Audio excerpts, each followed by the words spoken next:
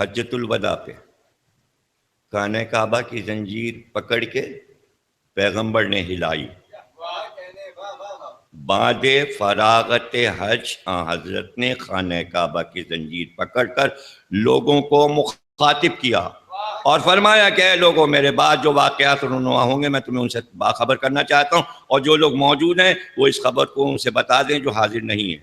اس کے بعد پیغمبر پر گریہ طاری ہو گیا اور تمام لوگ رونے لگے. جب سکون ہوا تو ارشاد فرمایا کہ اے لوگوں، خدا تمہاری مغفرت کا یاد رکھو، آج سے 140 سال تک تم اس طرح ہو جاؤ گے سوکھ کے کاٹا، اور 200 سال تک مثل پتے اور کانٹے کے رہو گے.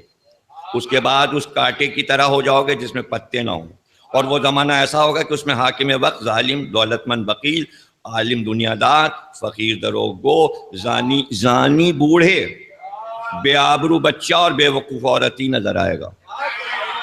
یہ پورا معاشرہ ہوگا. یہ آپ نے کعبے میں ارشاد فرمایا.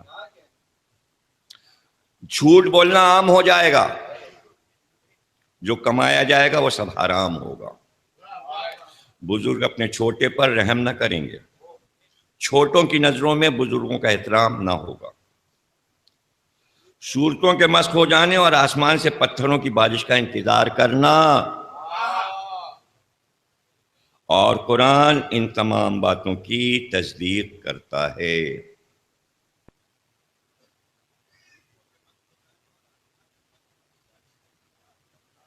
دلوں سے ایمان ختم ہو جائے گا. مسلمان قرآن کی تلاوت محض رسم کے طور پر کریں گے. اب وہ بڑی علامتیں ظہور سے قریب، یہ سب جب معاشرے میں ہو جائے گا تو بس اب قریب ہے کہ دجال اور سفیان آ جائے. امام نے فرمایا کہ سفیان جب خروج کرے گا تو کل 9 مہینے اس کے رہیں گے اور اس کو مار دیا جائے گا. امام زمانہ اسے قتل کریں گے. دجال کو بھی امام زمانہ ہی قتل کریں گے، لیکن ہمارے برادران اہل سنت یہ کہتے ہیں حضرت عیسیٰ قتل کریں گے. چلیے ٹھیک ہے. اب حضرت علی علیہ السلام مسجد کوفہ میں تشریف فرما ہے اور آپ کا بیان چل رہا ہے، یعنی آپ نے منبر پہ آواز دی ہے سلونی، پوچھو مجھ سے. اس سے پہلے کہ میں تم میں نہ رہوں پوچھ لو. سوالات ہو رہے ہیں، ہزاروں سوال ہو چکے ہیں، مجمع لگا ہوا ہے، بھیڑ بڑھ رہی ہے، پوچھنے والے چلے آ رہے ہیں، اور ابھی کلام جاری ہے کہ ازبق بن نباتا،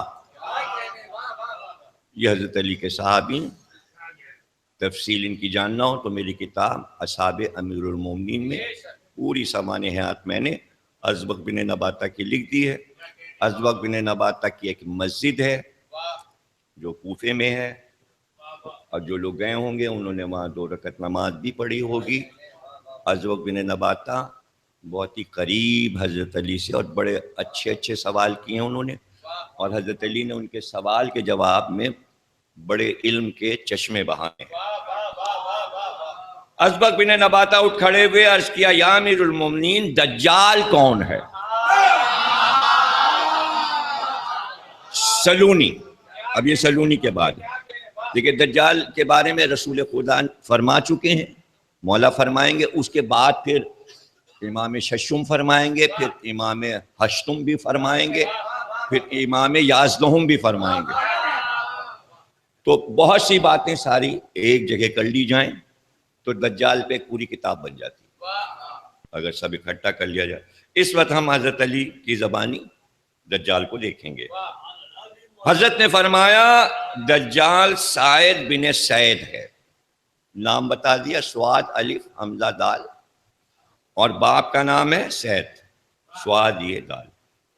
جو شخص اس کے دعوے کی تصدیق کرے گا وہ شقی اور بدبخت ہوگا. مولا کا بیان شروع ہو گیا. اور جو اس کے دعووں کو جھوٹ اور غلط کہے گا وہ نیک بخت ہوگا. دجال خدا کا دشمن ہے اور جھوٹ کہتا ہے، وہ یک چشم ہے، غذا استعمال کرتا ہے، بازاروں میں گھومتا پھرتا ہے بزرگ و بدتر، نہ تو یک چشم ہے اور نہ کھانا کھاتا اور بازاروں میں سیر کرتا ہے، کیونکہ وہ جسم و جسمانیات سے مبرہ ہے، اس کے لیے فنا نہیں، وہ ہمیشہ باقی رہنے والا ہے۔ دجال کے ماننے والوں اور پیروی کرنے والوں کی اکثریت ولد الزنا ہوگی اور اپنے سر اور کاندھے پر کوئی سبز چیز ڈالے ہوں گے۔ خداوند عالم اس ملعون کو شام میں تل عفیق نامی ایک ٹیلے پر اس ذات گرامی قدر کے ہاتھوں قتل کرائے گا جس کی امامت میں جناب عیسیٰ نماز ادا فرمائیں گے۔ اس کا قتل جمعے کے دن 3 ساعت گزرنے پر امام مہدی کے ہاتھ سے ہو جائے گا۔ یہ ہے وہ اہم مرحلہ کہ جہاں سب سے بڑی لڑائی دجال سے ہوگی، اس لیے کہ دنیا کے تمام بدماش اور تمام ولد الزنا اولاد، تمام فاسق و فاجر سب دجال کے ساتھ ہو جائیں گے اور وہ ان کی خواہشات کو پورا کر رہا ہوگا، تو حق ایک طرف نظر آئے گا اور سارا باطل دجال کی طرف جا کے جمع ہو جائے گا۔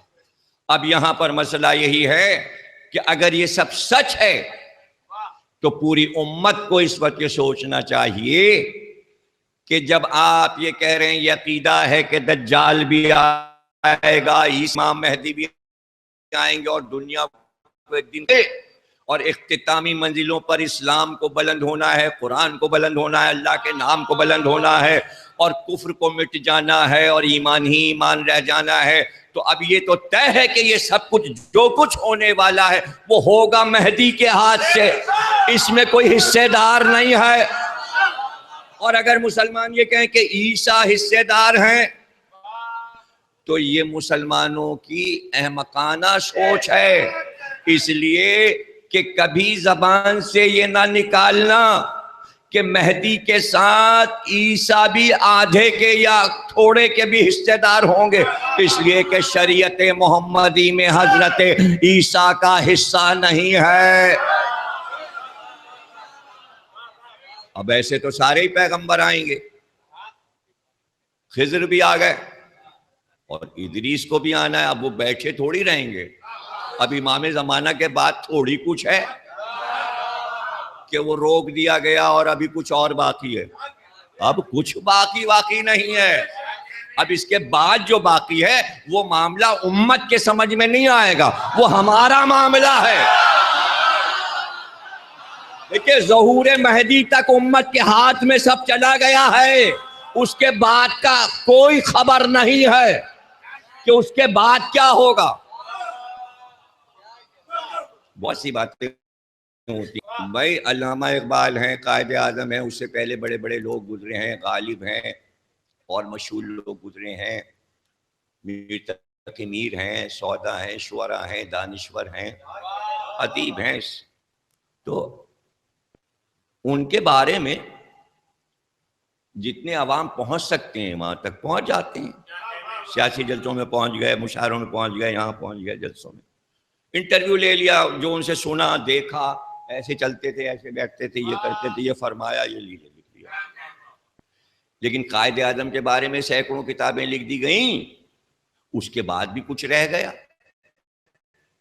فاطمہ جینا کو معلوم تھا یا شیری جینا کو معلوم تھا، تو اس کے بعد کتابیں آنے کے بعد بھی جب تک بہن زندہ رہیں کچھ نہ کچھ بتاتی نہیں ہے، یہ بھی تو ہے اور یہ بھی تو ہے، تو وہ گھر کی باتیں تھیں، وہ گھر کی باتیں، وہ گھر والوں کو معلوم تھیں۔ تو بھائی ظہور مہدی تک امت نے سب پوچھ پاچھ لیا، اماموں سے، انبیاء سے، ادھر سے ادھر سے، تاریخوں سے، وہاں سے، انجیل سے، توریت سے، ارے کچھ باتیں گھر میں ہوئی تھی وہ ہم ہی لوگوں کو معلوم،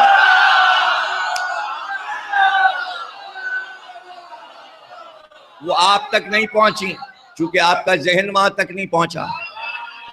ہمارے لوگوں نے، ہمارے اجداد نے ائمہ سے پوچھ لیا تھا کہ بھائی جب مہدی آ جائیں گے اور ان کی سلطنت جو ہے وہ اتنے سال رہے گی تو یہ طے شدہ ہے کہ دنیا کو بنے ہوئے 33 کروڑ برس ہو چکے ہیں. اب جو زمین پہ گزر گیا تو اب اللہ چاہتا ہے اسی زمین پر وہ سب اچھائیاں گزریں. 33 کروڑ برس تک نرم و گرم تھا، اب نرم ہی نرم ہو، اس لیے کہ زمین ہماری بنائی ہے. اور قرآن میں اس نے کہہ دیا کہ ایک دن وہ آئے گا کہ رب کی زمین اس کے نور سے جگمگا اٹھے گی. جب اللہ کے نور سے زمین جگمگا اٹھے گی تو اب فساد اور فسق و فجور اور باطل اور کفر اور شرک سب فنا ہو گیا. اب اللہ نے زمین کا کنٹرول اپنے ہاتھ میں لے لیا اور ہول سول ذمہ دار امام مہدی کو بنا دیا اور کہا جب تک چاہے جیو، جب زندگی سے دل بھر جائے تو بتا دینا. بی بھی مر گئی، اب تو کوئی گھر میں ہے نہیں ہے تو محلے والے بھی نہیں پوچھتے. کہا جائے مسجد میں جاتے تو کہتے بڑے میاں نہ سنائی دیتا ہے نہ دکھائے، اب ان کا ہاتھ پکڑاؤ، ادھر لے جاؤ ادھر لے جاؤ. اللہ اٹھا لے ہم کو 7 خیریت کے اور 4 کاندھا دینے والے. پھر وصیتیں ہونے لگتی ہیں، بھیا وادی حسین اور یہ اور یہ اور فلانے مولانا اور یوں کرنا اور ایسال ثواب میں کپڑے دے دینا، روزے رکھوا دینا اور نمازیں. اب دل بھر گیا. دل وہاں بھرتا ہے جہاں خاندان بکھر جائے. مہدی کے آمد پہ رسول اللہ آئے، خدیجہ آئی، مولا علی آئے، جناب فاطمہ آئی، حسن آئے، حسین آئے، 11ویں تک آئے، پورا خاندان آیا. اب دل کیوں گھبرائے؟ اب دل کیوں؟ سب آ گئے. دنیا نے چاہا تھا کہ سادات کو زمین پہ رہنے نہ دیا جائے. وہی عرب، وہی عراق، یہیں بیٹھو، اب یہاں محل اور قصر بنا کے بیٹھو. انہی زمینوں کا تم پہ تنگ کر دیا گیا تھا. تم ہی عرب کے بادشاہ ہو، تم ہی عراق کے بادشاہ ہو. کوفے کو دارالحکومت بنایا جائے گا اور شہر کوفہ اتنا بڑھا دیا جائے گا کہ ایک سرحد اس کی ہلے سے جا کے ملے گی اور دوسری بصرے سے جا کے ملے گی. اور خانہ کعبہ کو اتنا بڑا بنا دیا جائے گا کہ کم سے کم ایک عرب نمازی خانہ کعبہ کے صحن میں آ.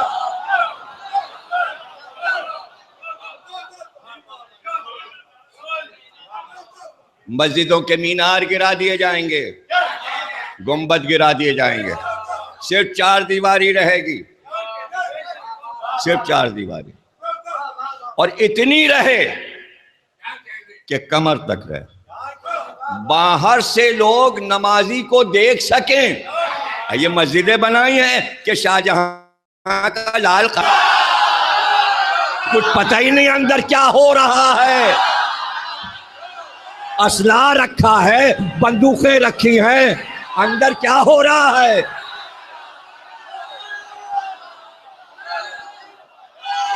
تہخانے بنائے گئے، مسجد کے اندر تہخانے بنے ہوئے. ارے پاکستان میں مسجدوں سے اسلحہ نکلا، اللہ کے گھر سے. ارے یہ تو مسجدیں ہیں. خانہ کعبہ میں اسلحہ جنازوں میں رکھ کے لایا گیا تھا، وہ بھی امام مہدی کا نام لے کر، بہانہ بنا کر کہ کعبے میں مہدی آ گئے. پھر وہ تو پاکستانی فوج تھی جو سب کو پکڑ دھکڑ کے مار پیٹ کے برابر کرائی. عربوں کے تو سمجھ ہی میں نہیں آ رہا تھا کہ یہ نقلی امام مہدی کو کیسے نکالیں. جب زین الدین علی بن فاضل مازندران ایک شہر ہے عراق کا، تو اب ظاہر ہے کہ ایران اور عراق کی سرحد پہ کچھ کہتے ایران میں، کچھ کہتے عراق. وہ پہنچے، انہوں نے بیان کیا کہ ایسا شہر دیکھا اور ایسی سڑکیں اور ایسی خوبصورت عمارتیں اور ایسے باغات، اور پھر وہ برج دیکھا کہ جہاں جمعے کی نماز کے بعد ایک لشکر جمع ہوتا ہے اور وہ ہتھیار سجائے ہوئے استغاثہ امام پڑھتے ہیں اور ظہور کی دعا پڑھی جاتی. یہ وہ جزیرہ ہے جہاں امام کی اولاد حکومت کرتی ہے. اور وہ بھی دعا کر رہے ہیں کہ اس جزیرے سے جہاں امام ہیں باہر تشریف لائیں. اور جب پوچھا گیا کہ جیسے ہی یہ مدت تمام ہوگی اور حکم ملے گا امام کو ظہور کا تو کس طرح، تو امام نے فرمایا کہ 3 مہینے پہلے پکار ہو جائے گی پورے ورلڈ میں، جبریل پکار دیں گے کہ اب اتنے دن رہ گئے امام کے آنے میں، تم تیاری کر لو. وہ شب قدر کی صبح ہوگی اور پکار ہو جائے گی کہ امام آنے والے ہیں، بس آ گئے. اور اس کے بعد پھر وہ پکار ہوگی کہ جب وہ آئے، وہ پکار ہو جائے گی اور سب سنیں گے. جو لیٹے ہوں گے بیٹھ جائیں گے، جو بیٹھے ہوں گے کھڑے ہو جائیں گے، اور جو کھڑے ہوں گے فوراً چل دیں گے. ایک قدم یہاں ہوگا، دوسرا امام کے پاس، لیکن نیت اصلی ہو، عادت تو ہو 12 کو ماننے کی. اب لوگ کہتے تھے کہ اتنے میلاد، اتنی مجلسیں ہر امام کے، اس پہ بڑی بحث ہوئی تھی. ایک بار ہماری بحث ہوئی تھی دانشوروں سے ٹی وی پہ. ہر وقت آپ کے یہاں اشتہار آتا رہتا ہے یہ امام ولادت. میں نے انہیں سمجھایا ہم اپنے بچوں کو یاد کراتے ہیں کہ ہر امام کو محفل میں بیٹھ کے پہچان لیں کس کے کیا صفات تھے، کس کی کیا صورت تھی، تاکہ رجت میں اپنے 12 کو دیکھ کے پہچان کر